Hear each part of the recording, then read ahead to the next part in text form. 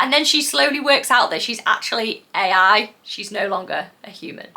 You've clicked on this video, you know what we're going to be talking about, and that is thriller books by Trope. Welcome or welcome back to my channel. My name's Francesca and these are my books, and all I do all day is read thriller books and review them for you guys. It's not a bad life, I won't lie. I constantly get asked which are my favourite thriller books, and it's so hard to pick like a top 3 or a top 5, because like if you're a romance reader, you know that there's like different tropes of romance books, and you could be like, oh, this is my favourite enemies to lovers book, this is my favourite friends to lovers book. But with thrillers it's a little bit different, so I've decided to take the romance reader approach and tell you which my favourite thrillers by trope, like by thriller trope. So the main 3 tropes I'm going to talk about today are domestic thrillers, sci-fi thrillers and dark academia thrillers. So I'm going to start with domestic thrillers, and then I'm going to go on to dark academia thrillers and then sci-fi thrillers. So if you want to skip to like the relevant section, be my guest. So my top 3 domestic thriller books are, if you follow me on any platform, including here on booktube, you'll know that one of my favourite domestic thriller books is What Lies Between Us by John Marrs. This author can literally do no wrong in my eyes. So this book follows a woman and she has her elderly mum chained up in the attic. This is told from dual point of view, so from Maggie and Nina's perspective, so you kind of get like a really well-rounded idea of what's going on in the story, but you're still sat there throughout the whole book like, how can it be justified to lock your mum, like chain your mum up in the attic? Like,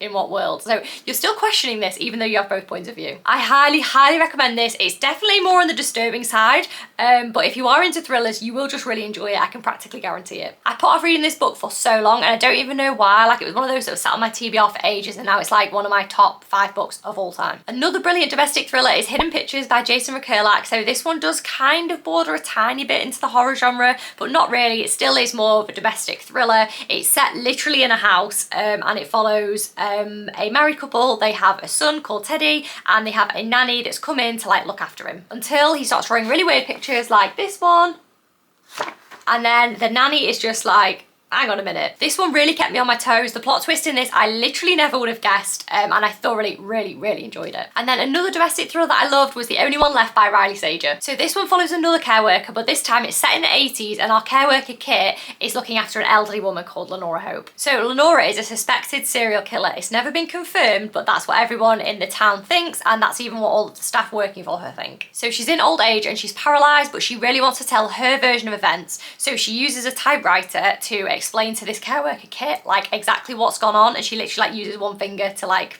type out the story really slowly. This one is so atmospheric. I absolutely loved it. This is definitely my favourite Riley Sager book. And then moving on to dark academia, I've got 3 books in this thriller trope that I absolutely loved. So the first one is In My Dreams I Hold a Knife by Ashley Winstead. This is definitely probably one of my favourite books of all time. It follows a group of college students who reunite 10 years later, and there's like an unsolved murder that had happened when they were all still at college, and it's kind of a bit of a delayed response to what happened at that time. This one is quite Americanized, but I really did enjoy the writing style of it, and I did enjoy like the plot twist that came at the end, and it was kind of a bit, it was definitely a dark academia thriller, but there was definitely romance subplots intertwined, and we all know how much I love that. That is actually my perfect book. So definitely put this one on your radar. And then The Maidens by Alex Michaelides is another dark academia thriller which I loved. I actually got this signed by Alex Michaelides. I met him the other day and honestly it was just the best day of my life. So this follows a college student whose best friend is murdered, and her aunt randomly comes to stay with her at college, just like comes to visit, but she's actually a group therapist. So when she gets there, she realizes how unhealthy all the dynamics are, and she tries to like kind of get to the bottom of what's really gone on. What I really love about Alex Michaelides books as well is they're all rooted in some kind of like Greek mythology or just general idea, and I feel like that makes them really unique. Yeah, like even this here, there's like Greek text and Greek symbols that are being translated as part of the plot, but I just think it's a really unique twist that he puts on all of his books. Also, this is set in the UK at Cambridge University, so it makes it like a bit more UK reader friendly, which obviously I like. And then finally, The Four by Ellie Keel is another dark academia book, which isn't actually out until April. I'm not sure exactly which date in April, but I managed to get an advance copy of this a good few months ago now, and I read it and absolutely loved it. So of course, this is the like bigger paperback version of the hardback, I guess. So this one's set in the 90s and it follows 4 students who are accepted into like a really prestigious boarding school, but they're all on a academic scholarship. So every single other person in the school is paying like for their tuition, and they're on, yeah, academic excellence. So it basically tells you about their story. Think like The Secret History, cross with the Inheritance Games. So like I personally found The Secret History quite hard to read, but I feel like that's because I read it quite early in my reading journey.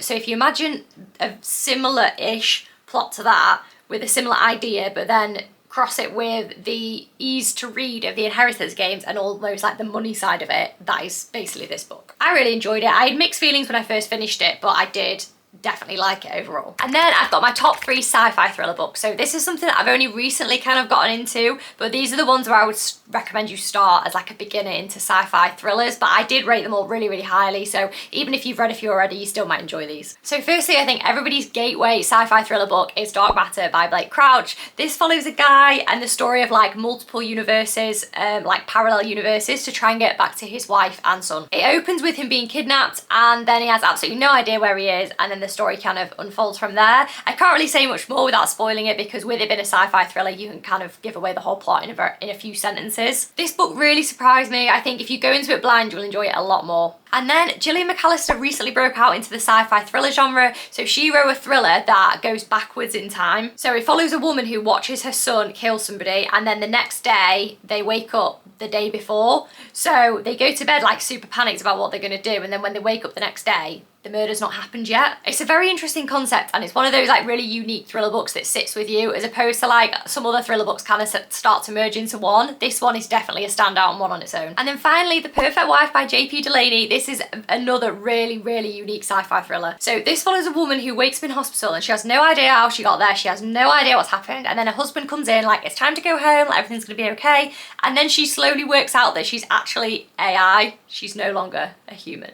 Now, stay with me, because when I first opened this book and started reading, I was like, surely not, like I'm not going to enjoy this, but it really, really surprised me. I think there was a lot of like deeper like moral issues that were in this book, which kind of really made you think, and I think that's what sci-fi thrillers do best. They just kind of open your mind a bit and like make you think. The ending of this was just so perfect as well. Like I literally can't put into words how brilliant the ending of this book was. So quick summary, these were the domestic thriller books that I recommended you start with, as well as the only one left. Here are the dark academia books that I recommend, and here are the best sci-fi thriller books to get your teeth into. Don't forget to like and subscribe if you enjoyed this video, and let me know which thriller tropes I should recommend next.